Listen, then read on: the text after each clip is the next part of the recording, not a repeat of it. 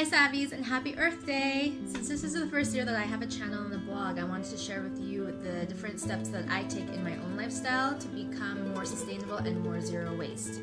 I truly believe that every individual action that you can take as an individual will lead to a total collective change and impact on the world. So just because you're only taking one or two actions, don't think that it's not impactful, because if everyone can take one or two different changes within their lifestyle, it'll lead to a broader change and broader impact on our environment. And really, it's a supply and demand, right? If you're telling companies that you're demanding this type of thing, then they'll supply this type of thing. So if you are demanding companies for more eco-friendly and sustainable products, then they'll start supplying eco-friendly and sustainable products. So really believe in your choices and really believe in the changes and impact that you can make as an individual. Did you know that 70% of our waste comes from plastic packaging? So you might think that it's because of plastic bags, but plastic bags only take up actually 1% of total waste.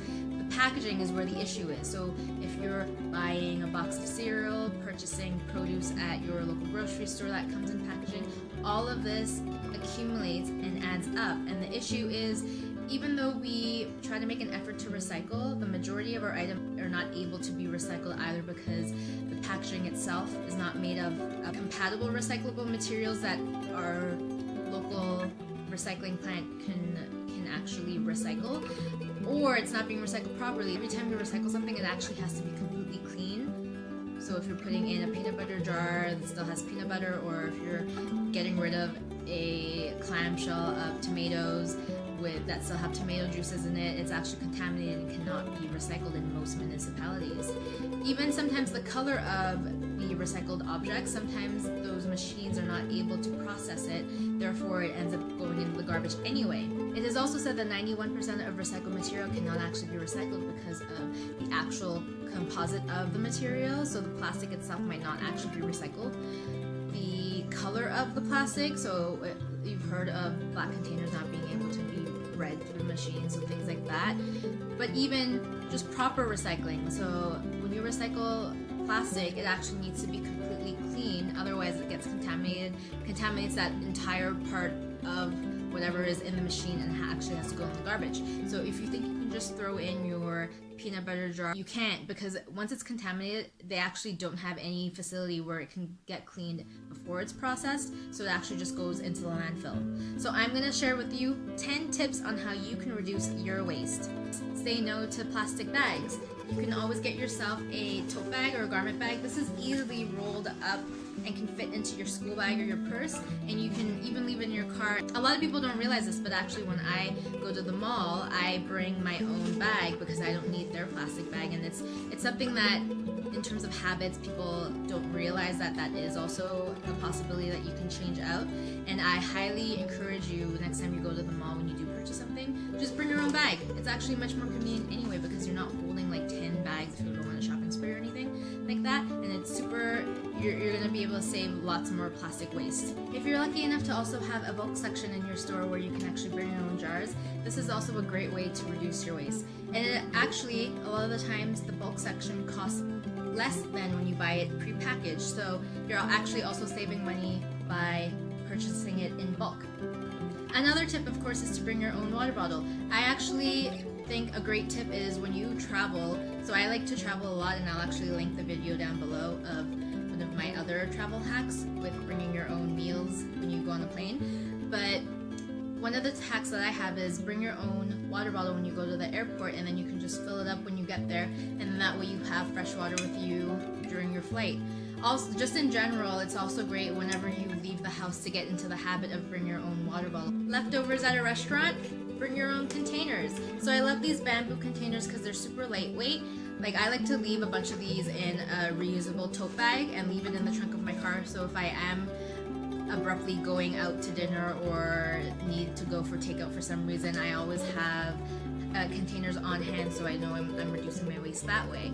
Also, it's easy cleanup, so if you're out to dinner with friends and then you have leftovers, put it straight into your container, because then the next day you can go straight in the microwave. If you're going to the cafeteria or if you're going to the food court, I like to bring my own cutlery. So this is another hack from when I travel. I always have this on hand in my lunch bag. They're bamboo cutlery. You can also get a super lightweight metal cutlery that you can buy for like $1 at the dollar store, at Miniso even, and it comes in a container. And it's just super convenient because these are reusable. They're also more sturdy than the plastic ones. Plastic ones, depending on what you're eating, they could break.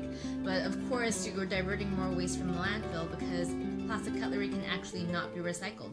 In the kitchen, there's lots of waste such as paper towels, plastic sponges that cannot be recycled, and you can usually use it for like 2 weeks before they get disintegrated and you need to replace them. So I actually like to use a rag or scrubbies, which we throw into the washing machine, and we have 3 that we just rotate constantly, and then we can just reuse them, throw them back into the machine, reuse them again. I've probably been using them for the same ones for over 2 years now. They haven't disintegrated. We haven't had to have gotten rid of any of them. There's actually also a new product that's from Quebec called Clean, and they're reusable paper towels. So they come in different shapes and sizes to suit your kitchen needs, and I've actually been using them for the last 2 weeks now. You can use them up to 200 times. So I like to use these when there's like a really sticky mess that I've made, and put some soap on this and wash the stove or the countertop. And I really like it because it's very durable and it sucks up a lot. So the problem with sometimes using a cloth is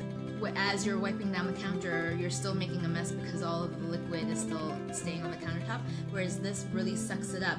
And because it can be used over 200 times, you're diverting lots of paper towel from the landfill.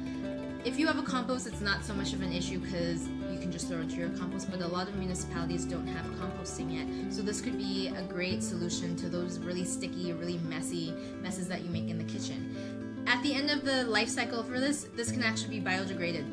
Of course, everyone has seen the new trend now with the reusable straws. I love them. You can get them in really trendy colors now. You can get them in rose gold, gold. I just got these in silver. You can get them at Bulk Barn. You can also get like a brush that comes with it. You can get even bubble tea ones, which is great because the hole's big enough for bubble tea. And then you can even get them in glass. So there's so many options out there that there really is no reason to be using plastic straws unless it is for medical purposes. But if you are just using it just for your everyday purpose and you don't have a medical need for it, definitely invest in these metal or glass straws. Another great tip that I like to use is reuse. If you have any DIY projects at home that you can reuse products, go for it. How many times do you go through Kleenex boxes and end up just recycling them? You can actually reuse these Marie Kondo style and store wires, electronics, pens in your drawers, so you don't have to go out and purchase the plastic bins. You can just reuse these Kleenex boxes, and they're the perfect shape actually because they're small enough that it fits in your drawer, but they're big enough to hold randomness that will not go all over your drawers. Finally, make trade-offs. It is expensive to go zero waste, and if you don't have the luxury to trade off and pay more money for the more sustainable version, think of the trade-offs that you can make in your life. Of course, you want to do what's right for your family, whether it's budget reasons or product availability. You still want to suit the need for your family to ensure that your family is living as healthily as possible, but still being able to maintain what they need on a daily basis. So trade-offs that I would say that you could make is, for example, if you're buying cereal, if there's cereal in a plastic bag versus a paper box, opt for the paper box option because at least the paper can be more easily recycled. Same with buying things in bulk. If you can buy dish laundry detergent in smaller containers rather than a big container, you'd want to opt for the bigger container because the bigger container will save you from having to buy all the individual plastic ones, but buying in bulk will actually also save a little plastic in the long run, so it's also better to buy it in bulk. Another tip is meal prep. It's been approximated that 58% of total food produced within Canada is actually wasted. Not only is that wasted because that's potential food that people could have eaten, but if you think of the whole supply chain of how food is produced, it's actually a waste of a lot of resources. It's a waste of time, water, energy used to create this food. It's a waste of transportation, gas that it takes to then have to move this food from grocery to your home. Be mindful in what you buy at the grocery store and meal prep. So when you meal prep, you'll know exactly what you buy, what goes in the budget, so you'll also be saving money in the long run. But other tips in terms of how you can make your food last longer is freeze. You can definitely freeze meat. You can freeze leftovers for, I would say, up to a month. I save it longer, but you can save it up to a month. You can fruits and vegetables probably indefinitely. If you're lucky enough to have a compost, definitely compost all of it. There are also apps out there and websites and different tools where you can actually search what areas in your neighborhood have public composting. So you can always take that extra effort if you want to get rid of your compost in a more responsible way and get rid of your food waste in a compost rather than just putting it in the garbage. Or you can even see if your neighbors or friends have compost that they'd be willing to take your garbage in. I hope this inspires you to live a more sustainable and more mindfully zero waste lifestyle. Of course, you still have to do what's right for your family, however it fits your budget and however it fits your needs. But just be more mindful in how you're making those purchasing decisions and just be mindful of those trade-offs that you're making. So again, if you can opt for more sustainable products without it being detrimental on your budget but still fulfilling the needs of your family, definitely make those decisions, because in the long run it'll not only save you money but it'll be better for our environment as a collective. Anyways, leave me comments below if you have any of your own tips that you would like to share. And now set forth and be savvy!